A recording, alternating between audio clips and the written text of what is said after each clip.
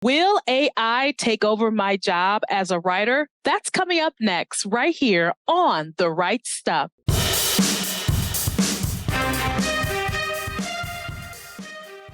Hi, and welcome to The Right Stuff. I'm the Queen, Parker J. Thank you so much for joining me. Today, we are going to be talking to my returning guest co-host and contributor today, Donovan Neal. He's an author and a speaker, and he is someone who has been embracing the use of AI with his creativity. Now, you may be surprised, but he's been getting some backlash about it. But we're not quite sure why are we getting the backlash against AI? Is it because we're afraid it's going to take over our jobs? Is it going to replace humanity? Those are some of the questions and more we're going to talk about in just a few moments. As always, I want to thank you for your support. We have been showcasing Christian authors worldwide for the past 9 years. And as God gives us grace, we'll continue to do so.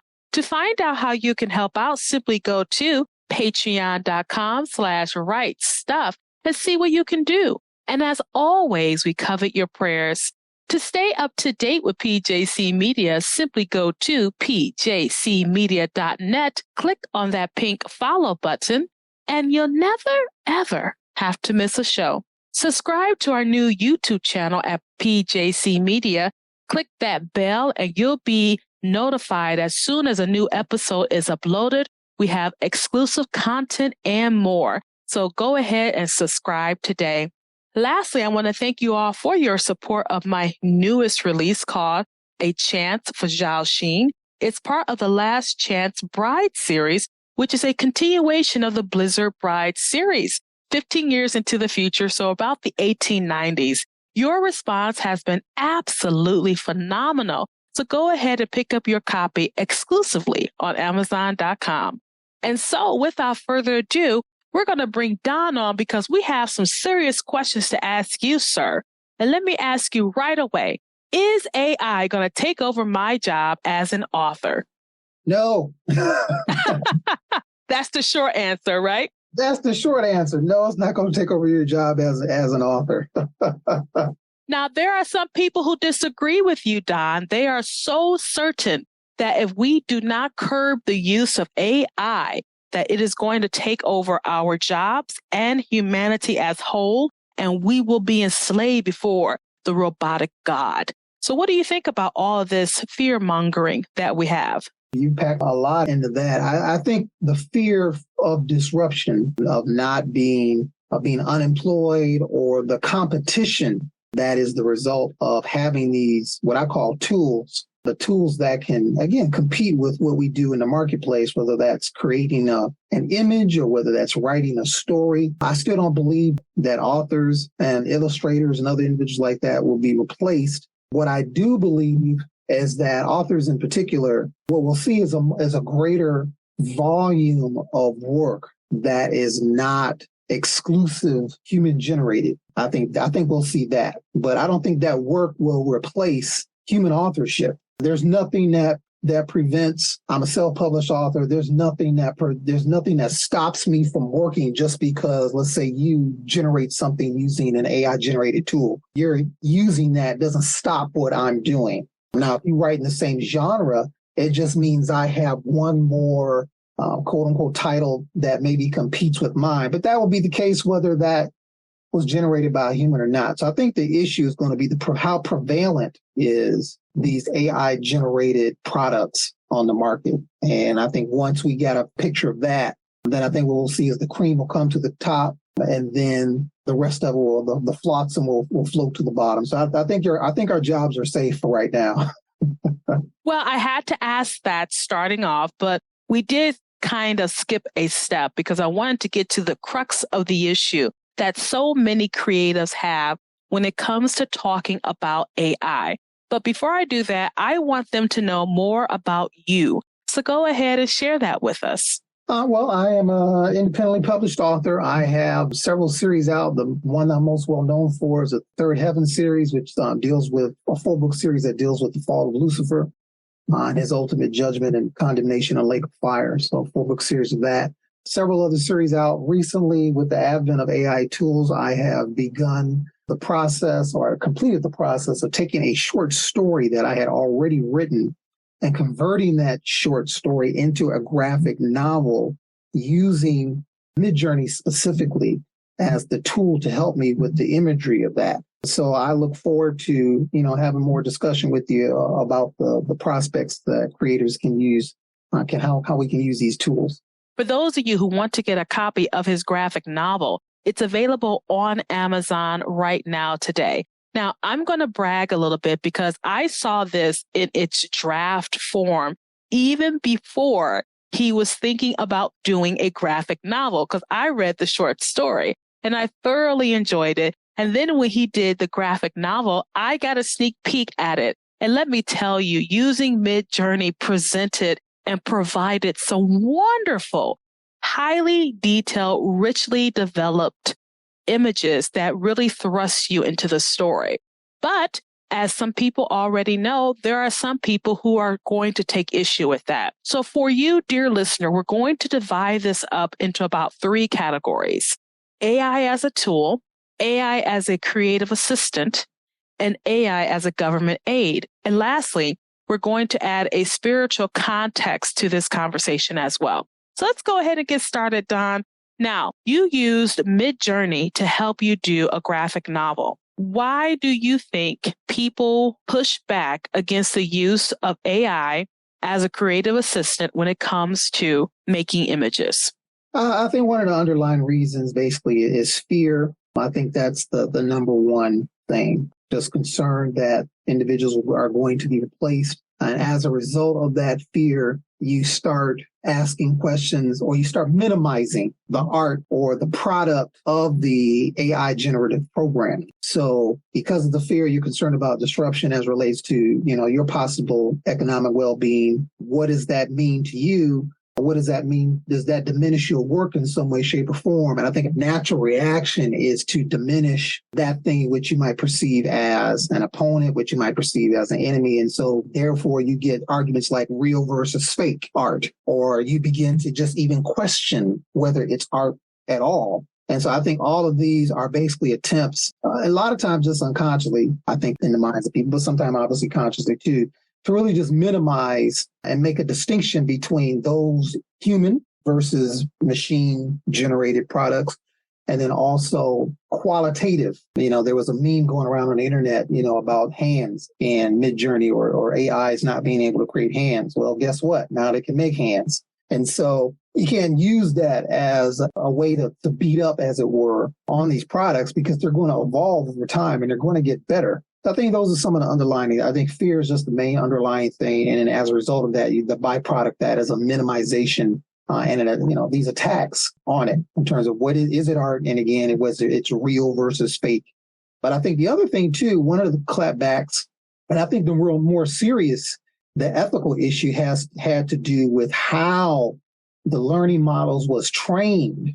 I think of all of the arguments that are out there, I think whether it's art or not, I think that's a really minimal argument for me. The real versus fake art, I think, is a minimal argument. The disruptive one, that's a legitimate argument too. But I think the most powerful argument to me that I heard in this space had to deal with whether or not basically were the individuals on which these models were predicated on, were they stolen from? So I think that's the more serious issue. And so now what you're seeing are lawsuits that have come as a result of that. You're seeing tools now put in place, in some cases AI-generated tools, to remove people's copyrighted works from the learning models in the first place. So I think that's probably the most serious issue that I've heard when it comes to using, at least as relates to the image generative AI tool like MidJourney and Stable Diffusion. Now, with MidJourney and Stable Diffusion, they are able to create these wonderfully detailed and richly textured images. And they're able to do it faster, and they're able to do it better than humanity. So the real question becomes, do we continue to use humans when we can use AI? I think the answer is yes. I would push back on the issue as to whether it's better, because that's a subjective term. I think it's the qualitative aspects of the image generation will vary. depending on what the needs are of the person who's producing the image. So I think when it comes to really like comic books, let's use comic books. If you want to see Thor hit the Hulk and knock the Hulk out, you're not going to see that right now with this current generation of AI generative tools. You might be able to get those individual images of Thor and the Hulk, but you're going to have to do some post-production to see them fight, as it were. So illustrators don't need that. They can and have post-production. So I don't think that that's something that's a concern right now. There are other types of things that, humans are definitely going to be around for quite a long time when it comes to this stuff. So I think it just really depends on what type of art you're trying to generate. One of my arguments, when I hear illustrators and different things talk about them being replaced is, if you're someone like me and I don't have the capital, I don't have the resources to have afforded you for cover design in the first place, I was never your market. So what's happened is that individuals like me now have access to a tool because I couldn't afford a graphic designer. I can use MidJourney now, whether that's for Stable Diffusion. So whether that's free or low cost, and I can use that tool to generate. So I was never in that market in the first place. So I recognize some individuals, when they talk about certain things, about being disrupted and things like that, they're coming from a certain perspective in terms of their market. They're not the market for everybody. So it's going to have a different economic impact. But I think overall we're going to be fine. But yeah, you will see some losses in some shape or form, but I think it remains to be seen how that's all going to shake out. You made a point of saying people are trying to differentiate between real art and fake art. So the question becomes, what exactly is art? Exactly. I remember really trying to address this issue and going back to God about it. And there's a general principle that I've used that I've discerned from scripture. And that principle is that God creates and man invents. Man doesn't create really anything. All he can do is take what's already in existence and rearrange it. And he might rearrange it in a different composition that no one has ever seen before on the planet. But in the end, he hasn't created anything. He just rearranged it. There's only so many notes. There's only so many spectrum of colors. But how we combine those things is what is interesting. And I think of Genesis 2:9, and it says, out of the ground made the Lord God to grow every tree that is pleasant to the sight.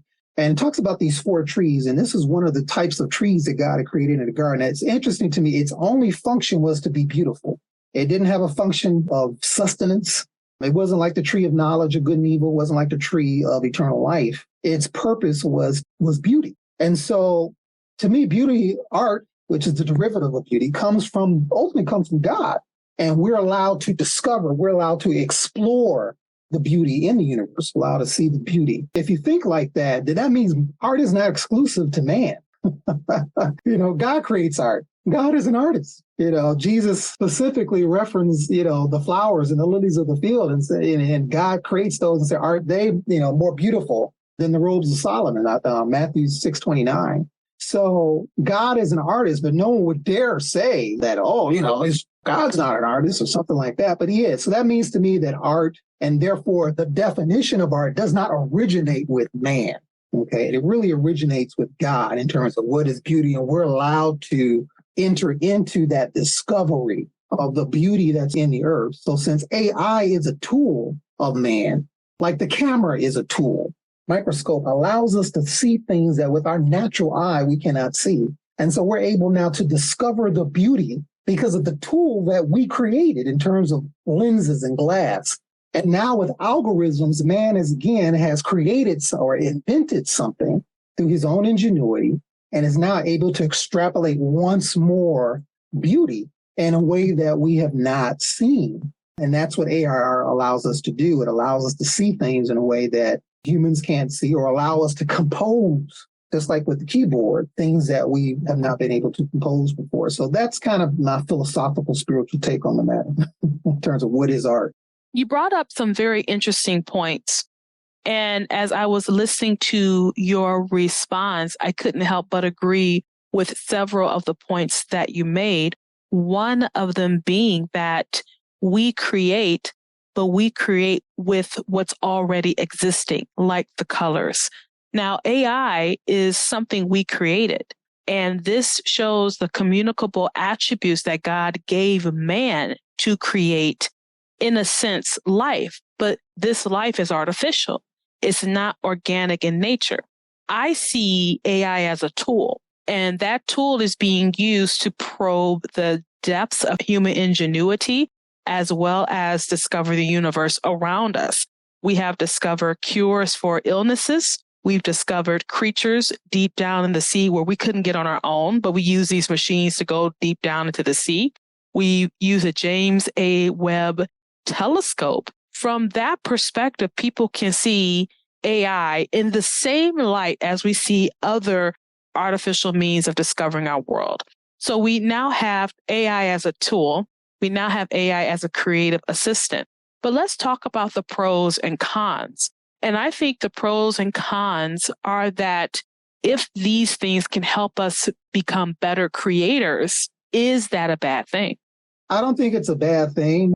Like what you said, as far as the reality is that AI, I think we see this already. Because let's face it, all we're talking about is math. We're fundamentally talking about algorithms on such a sophisticated level. Couple that with computer technology that's able to generate and deal with probabilistic issues, what things should look like, assign certain values, and so the computer now knows that this is an apple versus this is an orange. But let's be real. The reality is most of man's inventions has a dark side to them. The Bible says there's nothing new under the sun. Nuclear fusion is not new. God created that from the get-go. When he said, light existed before stars. So, when he made the stars, he put fusion into place. So we're just discovering with our technology that we have now how to replicate that on some small scale. And we can't even do it on the level that God did it. So fusion is not new. I don't look at this as artificial, and we use that moniker. I actually hate it because it's really not truly artificial intelligence. One of the designations of something being alive is that it has the ability to reproduce after its own kind. And if it can't do that, it's fundamentally not alive. It's inorganic, as you mentioned. But yeah, AI definitely can be used. I think we see that in turn. And as an African American, as a person of color, just thinking in terms of how photography with webcams and things like that, and how technology can be used to hurt, individuals of color in terms of data sets and things like that. Yeah, I heard about that. They were talking about using AI to generate a profile based off the crime rates in certain community. And I said, oh my gosh, we're not opening a can of worms now, are we? Yeah. So we can see how the pros and cons of AI and this intelligence can help us out. It can be a help and can also be a hindrance. And it can also start to create a disruption. And we need to address that, a disruption of what we consider normal. But technology is always disruptive. I was watching a documentary about AI recently that had aired back in 2019. It was on Frontline. And the gentleman said, if you look at human civilization for all these hundreds of years, it was pretty stagnant. And then the Industrial Revolution came, and that skyrocketed our ability to create and to explore with the Industrial Revolution. And that was the change. Technology became involved. When we were able to use technology, and it had more impact than our own muscle power. And these are the things that continue to help us to grow. So in the same way that the Industrial Revolution changed Western civilization, AI is going to make the same disruption. And with that disruption, there are going to be people who win, if I can use that lightly, and people who lose. Just as it happened with manufacturing industries, now we don't think about it, but there was a time where there was a massive protest against it. So we have to look at AI as it's not going to go away. It's sort of like if we were to get rid of our computers, do we really want to go back to typewriters? Right, exactly. Yeah, those days are gone. We enjoy the nostalgia of them, but I'm not going to go back to a typewriter. If we didn't have technology, we couldn't even record this podcast. So you can't go back because you get used to the tools that we have invented to ease our lives. And so we talked about AI as a tool. We talked about AI as a creative assistant, and we show the pros and cons to both of these. Now I want to touch on something a little bit more sinister. And I'm going to say it like this: AI as a government aid. So when we use that category, what are we talking about here? Well, AI can be information, data is powerful, and your data can be used against you. Your credit score can be used against you. Your profile can be, we have provisions in place because we're concerned about things like identity theft. But why is that? Because how important it is for the information about us to be protected, because someone can use that for a nefarious purpose. Reasons why we have things in place to protect our health records and things like that. So these things can, in the wrong hands, they can be sold for profit. They can be used for nefarious purposes, whether you are, depending on where you're at on the issue regarding the elections and the influence by Russia. Social media has a huge influence, and we already know people can be influenced by social media. We already know that. And so AI has the potential to take really the worst of humanity, in asking me, and it can be used against us in ways that can be harmful. Absolutely. No doubt about that. It's almost as if anything we create has the potential to be used in a negative manner. We use the internet right now to connect, but we also know that that same connection can be used to hurt others. And you use identity theft, but I was thinking about crimes against children, trafficking, drugs, all of that. We create electricity to light our houses and to put someone in the electric chair. It's just the way it is. So we have to be mindful of how we use these tools. And that's why I think if we're going to have this discussion, we also have to talk about what ethics are we going to put into place when it comes to AI. And do you think that conversation happens often or doesn't happen at all? Honestly, I don't know. I think at this stage, the biggest ethic is money. How much money can I make in the wild, wild west of this thing? Let's be real. How many of us have heard of Chat GPT 6 months ago?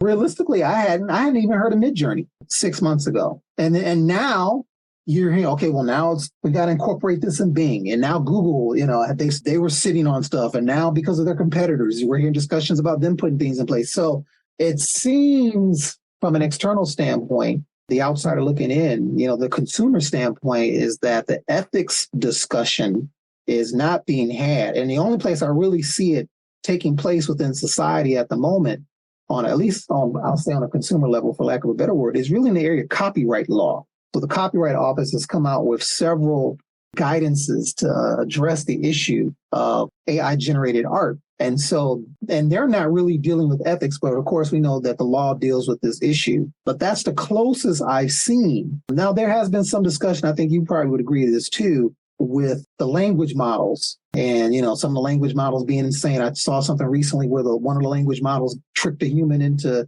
surpassing the CAPTCHA guidance. Prove to me that you are human.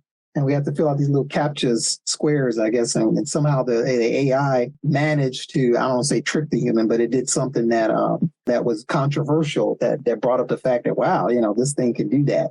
So I think we need to be cognizant as believers that we want to make sure that this technology is not turned against us. That's a huge concern. I think to the extent that we are politically involved, and if we're not, obviously we should be having these kind of discussions, I think, with our legislators and those that, we have contact with, to make sure that there are protections in place so that this tool basically cannot be used against us. This technology cannot harm us. So, but I think there'll probably be some individuals say, well, hey, that's the onus of the individual business. I think this is an issue that's beyond enterprise. Enterprise is just exposing us to this. But the reality is that it's going to have an impact, and we need to think about how we're going to govern this technology.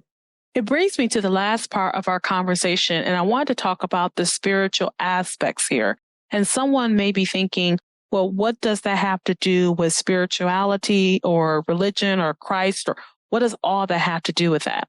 And so we talked to you about the pros and cons as a tool, as a creative assistant, and as a government aid. But we did get a question from David from Facebook. And David, thank you for your question. David asks this: do you think AI is a necessary part of the setup for the Antichrist? And Don, I would love to get your thoughts about that. Yeah, thanks, David, for your question. My initial thought is no, it's not necessary, but I think it will grease, for lack of a better word, at the moment. It will allow the easier level of control that we see prophesied in the word, where it talks about no man was able to buy or sell unless he had the mark of the beast. And so when I look at that, I look at something, and I'll take that literally. I know there's different interpretations of ways of looking at that verse, but I see that literally, that there's coming a day in the marketplace when I will not be able to purchase or sell something without this mark. In fact, I was commenting to my wife not too long ago. I was in Kroger and it wouldn't take my card. It went, money's in the bank, and then I couldn't pay for cash.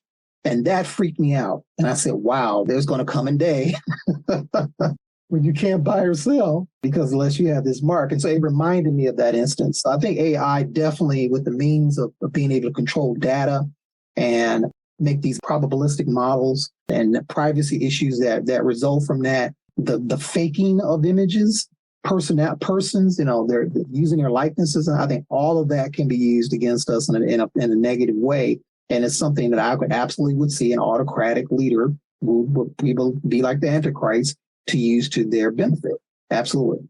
I was thinking of those deep fakes that people use. And there was very recently a story about AI being used in pornography, where you can take someone's face, anyone's face. You can have the AI put the person's face on the person's body and then do what you want to do with that image. And these are the negative things we're talking about. And that's only going to get, quote unquote, better. It's going to get better at it because one thing AI does is that you can constantly update it to where it gets more perfect because it's not worried about failure. It doesn't have human emotions. It's not worried about how many times I had to do it to get it right. It's going to be updated. Whereas the difference with humanity is that we are constantly inspired and affected by our experiences. That makes us a huge difference between AI and ourselves. We did get another question. We got another question from Brenda. Brenda said, I've seen notes from some people that they used AI to generate scenarios and ideas. What kind of checks and balances are used to verify if, when the AI suggestions are sound? What do you think, Don? I think it depends on what is it. I'm thinking of Chat GPT in this particular instance. So Chat GPT, in fact, the owners will tell you it can give you false information. So the onus is clearly on the user.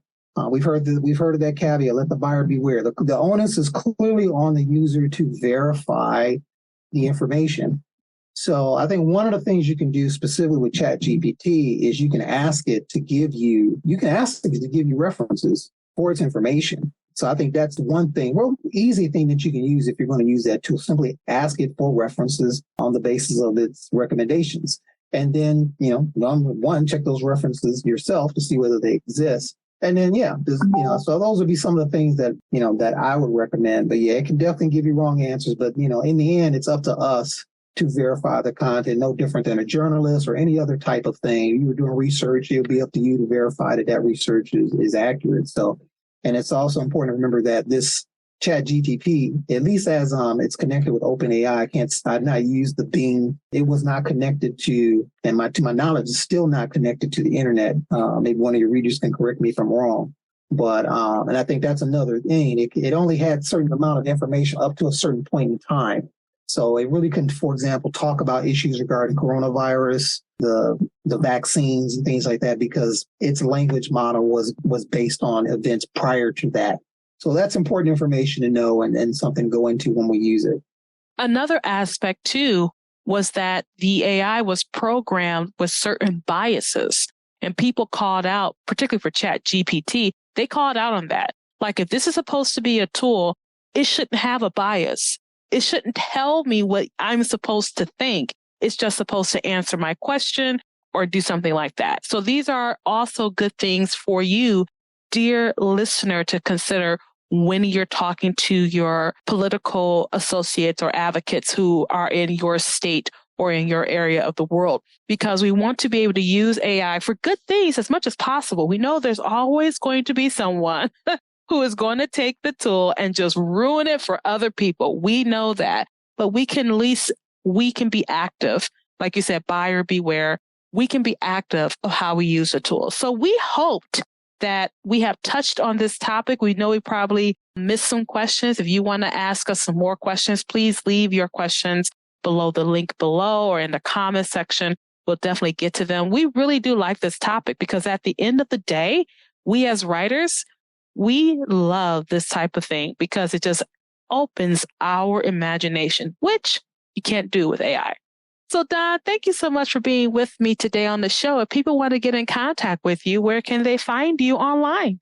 You can find me on my website at donovanmneal.com. I'm on Facebook, Instagram, soon to be on TikTok, so also on Twitter as well. So usually my moniker is on Donovan M. Neal, so you can find me in any one of those social channels. And as always, Don, we want to encourage our aspiring authors out there whom God has given the gift to write, to pick up the pen or the keyboard and do so. So go ahead and encourage them out there today. Write the words, write all the words. Did you just take my slogan? You just took my slogan. You know what? But that's a good way to end it. Write the words, all the words. And dear listener, you're going to hear, sounds in the background as I beat Don down for my little slogan. But Don, thank you again for being with me on this show. I really enjoyed having you. Cannot wait to have you back and have you back real soon. Sounds like a plan. And we were talking today to Donovan Neal. He is an author and a speaker. And we were just addressing the whole AI issue. Is it going to replace you as an author? Is it going to replace you as a graphic designer? Is it going to replace humanity? Those are really deep questions that we need to ask ourselves. But Don answered it pretty simply. No, it's not going to. It will help us probably do things that we have been doing better than we have before.